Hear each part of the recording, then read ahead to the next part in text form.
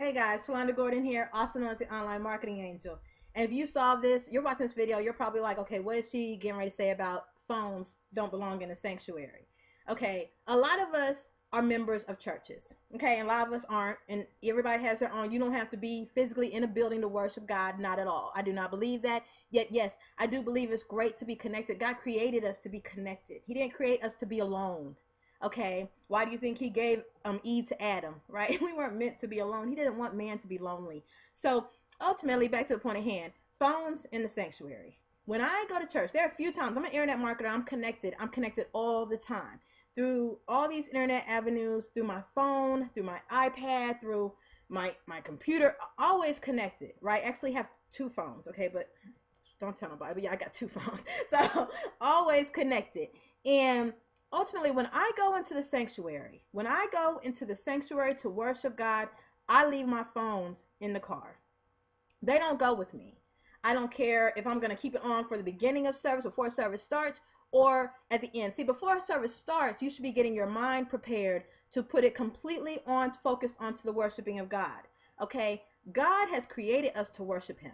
And I'm a strong believer in that. If you are walking into a sanctuary, into the Holy of Holies, into a place where his presence is so strong, how can you have a phone that could possibly interrupt that time?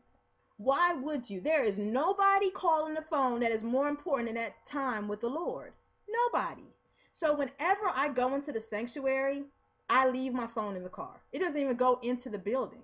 I don't take it in and leave it in. No, it doesn't even go in the building. Okay, it stays in the car because nobody calling me at that time, no text coming in, nothing is more important than that time. Now, if your kids aren't with you, that's one thing, parents, okay? So if you might have an emergency with the children, you might need to be reached at that time. Yet I would even be willing to say, if you've given your children back to the Lord, who actually allowed you the ability to raise his kids, right? You should know that while you're spending time with him, they're going to be safe. Now, my kids are usually with me.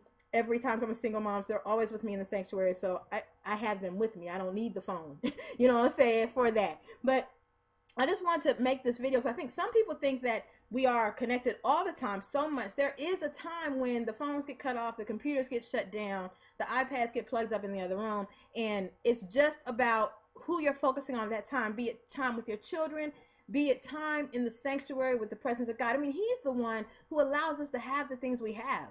It's because of him we are who we are and whose we are. At that moment, why would you want to have an interruption? Why would you want to allow anything that could possibly interrupt that place when you are getting fed, when you are getting built back up after being beat down every day, all week long? You know what I mean? Phones do not belong in the sanctuary. They belong plugged up in the car, or you could even leave them at home. You know what I mean? It's interesting now. I was in line to vote last week, and I heard some of the elders, some of the older individuals that were behind me. They were like in their 70s, and they were talking about that because they were asking who was over a certain age because they get to go up front to vote. And they were like, well, we're not there yet, but we're close. So they were in their 70s, and they were talking about how, you know, I remember back when we weren't so connected. When you had to be in the house for someone to call you. If you wasn't in the house, you just missed that call. And there was a time they didn't even have answer machines. So if you just missed the call, and surely wasn't any caller ID. If you missed the call, you had to call back. You know what I'm saying? Even with computers, if you got an email, you had to be, you know, email didn't come through phones. You had to be at the computer to get the email. So when you got to the computer, you would get the email. It wasn't this thing of I'm emailing you, check your phone. You know, you had to physically be in that vicinity.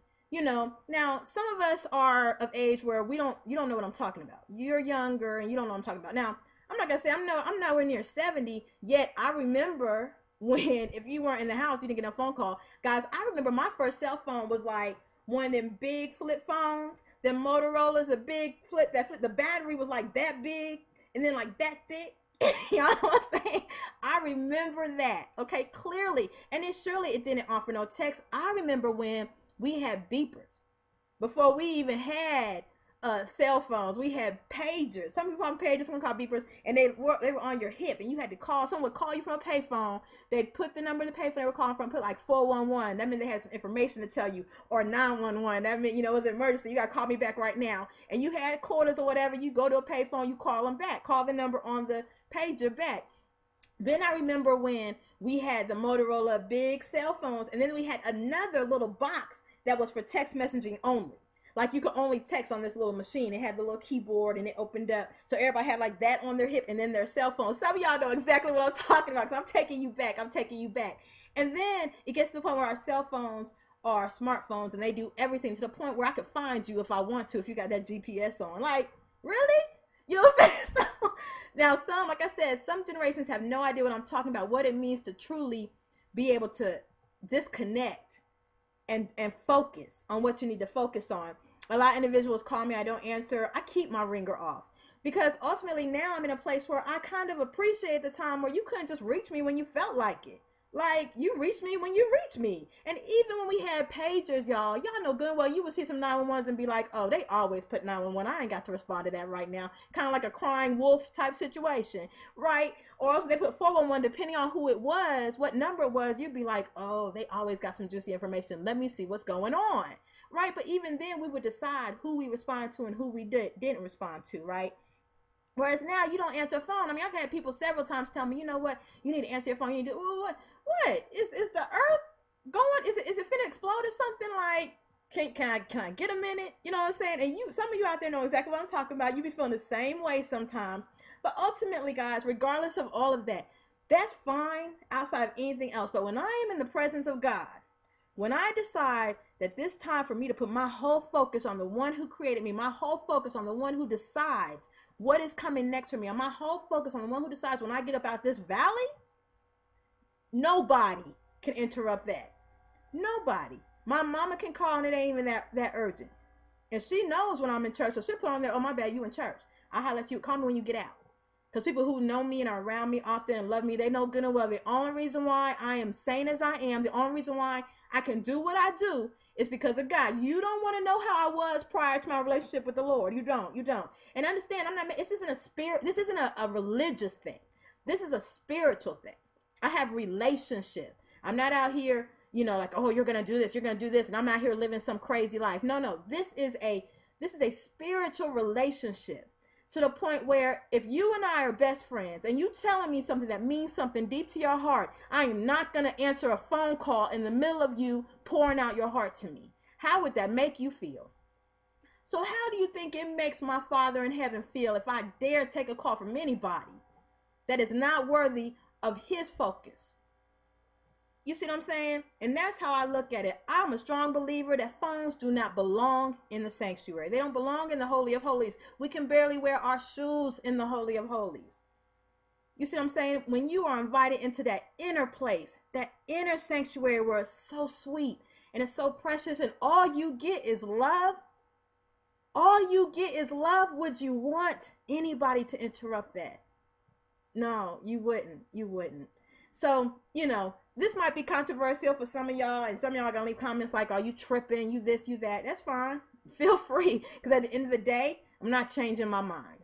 The reality of it is phones do not belong in the sanctuary. When the word is being given, I should not hear a phone ringing. I should not hear someone turning their phone off. That should have been handled way before worship even started.